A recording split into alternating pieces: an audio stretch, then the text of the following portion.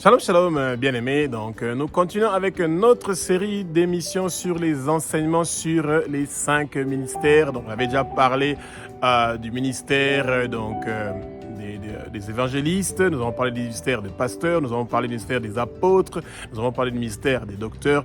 Et aujourd'hui est arrivé le tour que nous allons parler du ministère des prophètes. C'est un ministère qui apporte toujours beaucoup de discussions et des malentendus dans le peuple de Dieu. Et c'est bien pour nous les chrétiens de comprendre le rôle du prophète dans l'église, corps du Christ et dans nos églises. Et nous demandons au Saint-Esprit de prendre le contrôle de ma bouche pour que ce que je veux dire, que ce soit des paroles qui sont inspirées par le Saint-Esprit et pas inspirées par moi, et que le Saint-Esprit, son vent impétueux, remplit le lieu où vous êtes et que vous soyez dans la plénitude du Saint-Esprit et que les écailles tombent et que la vérité puisse venir. Nous connaîtrons la vérité et la vérité nous affranchira. Et bien aimé, quand nous sommes bien enseignés, ça veut dire que nous respectons la doctrine et nous savons que nous sommes dans le vrai, et la connaissance est une arme qui est très puissante que nous sommes en train de recevoir et que nous ne devons pas négliger. Et bien aimés, n'ayez pas peur, le Seigneur est avec vous, et que tout ce que le monde de ténèbres a préparé contre vous pour vous empêcher de connaître la vérité, que vous puissiez être affranchis, cela ne va pas réussir et prospérer. Toute arme forgée contre vous ne va pas réussir et prospérer. Rappelez-vous, bien aimés, vous n'allez pas mourir, vous allez vivre et déclarer les œuvres de l'Éternel des armées. Vos années sur terre sont prolongées, vos années sur terre sont prolongées. Aucun accident ne va vous arriver, bien-aimés. Et que toute maladie ou infirmité que le monde de ténèbres avait préparée contre vous, cela ne va pas réussir et prospérer. Tout empoisonnement de votre boisson ou de votre nourriture qui était prévu pour nuire à votre vie ne va pas réussir et prospérer. Vous n'allez pas avoir de mort prématurée. Vous n'allez pas mourir avant votre temps. Aucune goutte de votre sang ne va couler. Dans ce mois de novembre et de décembre qui est en train de venir en 2025, bien aimés, soyez prêts. Il n'y a personne qui va vous arracher votre vie ou celui de celui de quelle que soit la personne de votre famille, parce que le Seigneur est avec vous. Et recevez la plénitude du Saint-Esprit. Recevez le baptême du feu du Saint-Esprit. Recevez le baptême du feu du Saint-Esprit. Recevez le baptême du feu du Saint-Esprit, et que le Seigneur soit avec vous et qu'il vous donne la force et le courage de persévérer jusqu'à la fin. Que votre nom soit inscrit dans le livre de vie de l'agneau, ainsi que celui de toute votre famille. Et il y a des bonnes choses qui se préparent pour nous. Et l'année 2026 sera une année de succès et de réussite. Et la percée que le Seigneur avait prévue pour vous depuis le ventre de votre maman, depuis l'utérus de votre maman. Et cela sera restauré au nom puissant de Jésus de Nazareth. Et maintenant, préparons-nous à écouter le rôle du prophète dans nos églises, corps du Christ. Alors, concernant les prophéties dans nos églises, nous avons 2 Pierre 1, 21 que vous pouvez donc lire. Nous sommes poussés par l'Esprit de Dieu. Donc ça veut dire un chrétien est poussé par l'Esprit de Dieu et il parle de la part de Dieu. Ça ne veut pas automatiquement dire que vous êtes un prophète. Non, Dieu, il est souverain. Il a même utilisé une âne avec Balaam pour parler à Balaam à travers une âne. Dieu est capable de parler à travers qui que ce soit, comme il veut, quand il veut. Mais vous allez le remarquer, bien-aimés, que le Seigneur veut absolument être quelqu'un qui est libéral et démocrate avec les êtres humains. Vous devez lui demander. Et quand nous demandons au Seigneur de nous utiliser comme son instrument et que nous avons accepté Jésus comme notre Seigneur, ça veut dire que nous recevons le Saint-Esprit. Et quand nous avons le Saint-Esprit peut nous pousser à dire des choses de la part du Seigneur. Et que ce soit une fille, que ce soit un garçon, que ce soit un homme, que ce soit une femme. Et ça veut dire que le Seigneur peut nous utiliser comme son instrument pour communiquer un message à son peuple. Et ça n'a rien à voir avec être pasteur du tout. Ça veut dire que le peuple de Dieu doit se préparer. Nous avons la prophétesse Déborah dans la Bible. C'est une femme. Et de nos jours aussi, il y a beaucoup de femmes qui s'appellent prophétesses et qu'il y a des hommes qui refusent, par exemple, d'écouter une prophétie qui vient d'une femme parce qu'il dit que la femme n'est pas censée dominer l'homme. Le message de prophétie, c'est Dieu qui parle à travers quelqu'un. Ça n'a rien à voir avec les responsabilités pastorales. Ça n'a rien à voir dominer quelqu'un. C'est un message que le Seigneur est en train d'apporter. Et cela veut dire que nous sommes en train d'encourager nos sœurs et nos mamans de s'approfondir dans l'étude de la parole parce que le Seigneur veut aussi les utiliser pour communiquer des messages à son peuple. Et les prophéties sont souvent des avertissements, des choses que le Seigneur nous parle de ce qui va venir dans l'avenir, dans le futur. Et souvent, ces choses-là ont des liens avec les promesses qui sont dans la Bible, avec des messages qui sont dans la Bible, avec des enseignements qui sont dans la Bible. Et faisons très attention de ne pas confondre la divination, qui veut dire deviner les choses souvent du passé, parce que rappelons-nous de quelque chose, le Satan ne connaît pas l'avenir, il ne connaît pas le futur, mais tous les démons connaissent le passé. Et les démons sont dans beaucoup d'endroits, ils sont dans votre vie, ils sont autour de vous. Même quand vous avez reçu le Saint-Esprit, vous êtes surveillé par des démons de la même façon que vous avez des anges qui sont avec vous, en train de vous garder. Il y a aussi des démons qui sont avec vous, qui entendent, qui ont un cahier où ils sont en train d'écrire ce que vous êtes en train de faire. Et c'est là que quand les chrétiens arrivent devant des faux apôtres, on commence à leur parler de leur date de naissance, le nom de leur père, le nom de leur mère, leur nom, une histoire qu'ils étaient en train de discuter avec un ami, etc. Et ben, ces choses-là, c'est pour que ce prophète-là se sente crédible, et c'est pas ça l'idée du Seigneur. L'idée du Seigneur, c'est de nous parler du futur, de ce qui va venir.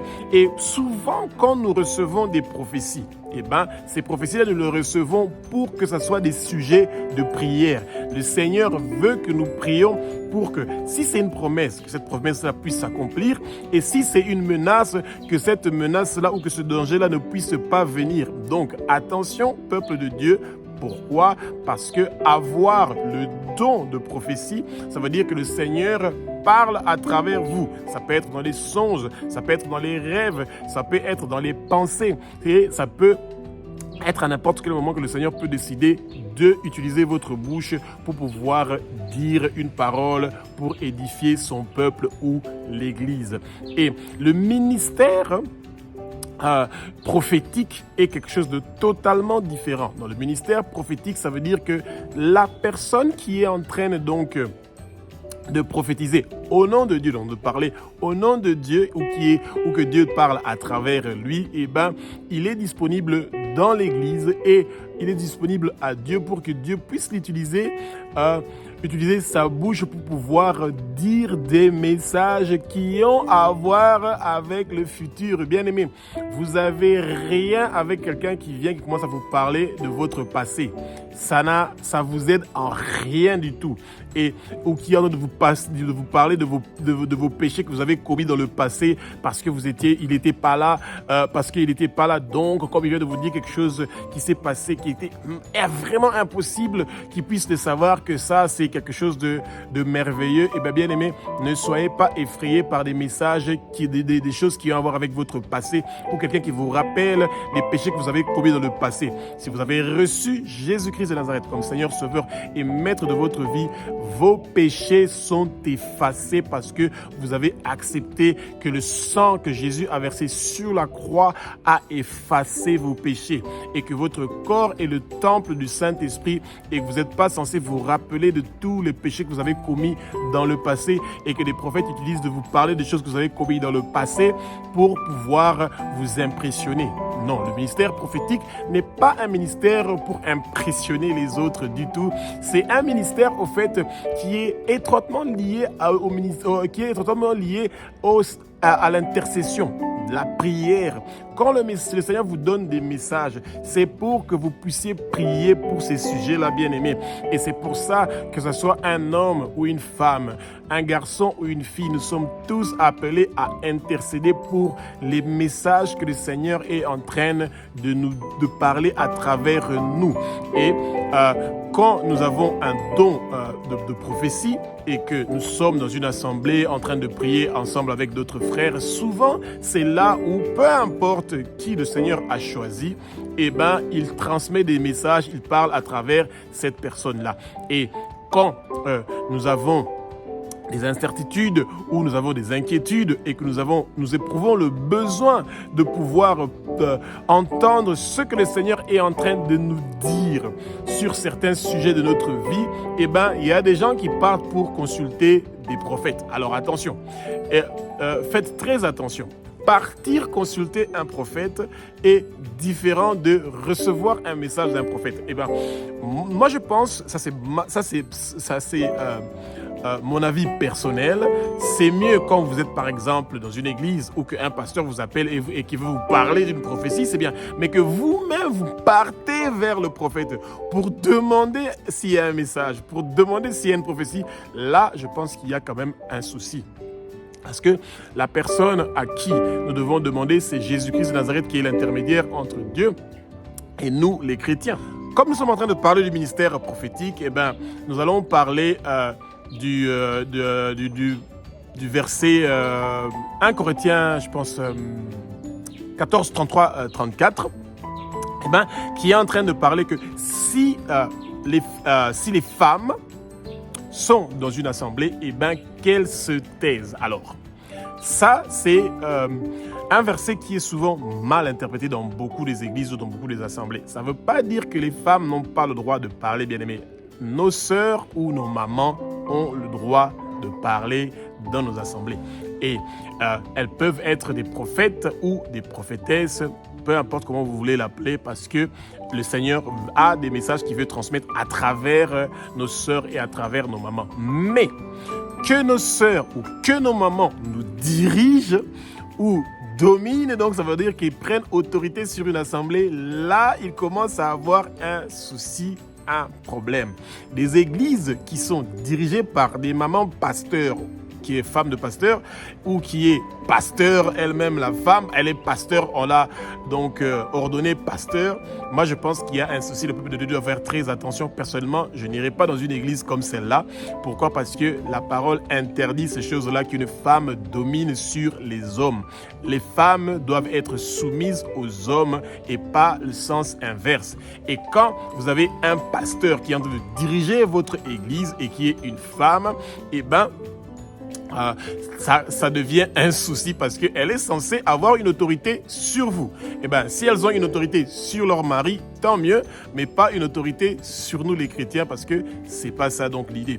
Et donc, le peuple de Dieu doit se rappeler que même les femmes sont appelées à ce ministère-là prophétique, celui de parler, d'être utilisé par le Seigneur pour parler quelque chose à son peuple. Et donc, c'est important que le peuple de Dieu se rappelle de ces choses-là et que la façon qu'on était en train d'interpréter cette partie-là de la parole de dire que les femmes doivent se taire, donc elles n'ont pas besoin de dire quel que soit comme prophétie, eh ben, c'est quelque chose qui n'est pas correct.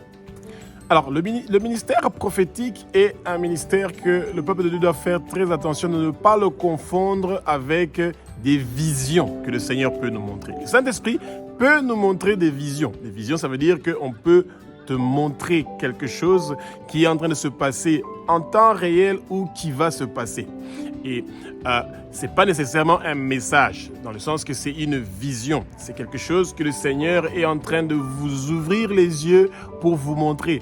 Et le Seigneur peut l'utiliser avec qui que ce soit. Comme vous pouvez aussi avoir régulièrement des visions, et ça ne va pas être des visions qui vous poussent à comprendre des choses ou à voir des choses qui vont à l'encontre de ce qui est dans la Bible. Des visions sont souvent une façon que le Seigneur utilise pour convaincre le peuple de Dieu d'arrêter certaines pratiques ou certains péchés que le Seigneur n'est pas content de nous voir en train de faire ces choses-là. Et bien aimé, c'est très important que le peuple de Dieu puisse connaître que les visions ne sont pas des prophéties. Non, il y a une très grande différence et à un autre moment, nous prendrons le temps d'essayer d'expliquer avec les détails pour que le peuple de Dieu puisse comprendre ces choses-là. Espérons que nous avons appris quelque chose sur les 5 ministères qui se trouvent donc dans Éphésiens et que le peuple de Dieu a augmenté sa connaissance et que le Saint-Esprit va continuer à nous rappeler ces choses-là pour que nous puissions savoir ce que le Seigneur attend de nous. Et si nous avons des questions, mettez ça dans le commentaire et nous pouvons essayer de faire de notre mieux quand il y a un temps pour pouvoir vous répondre. Que Jésus-Christ vous bénisse.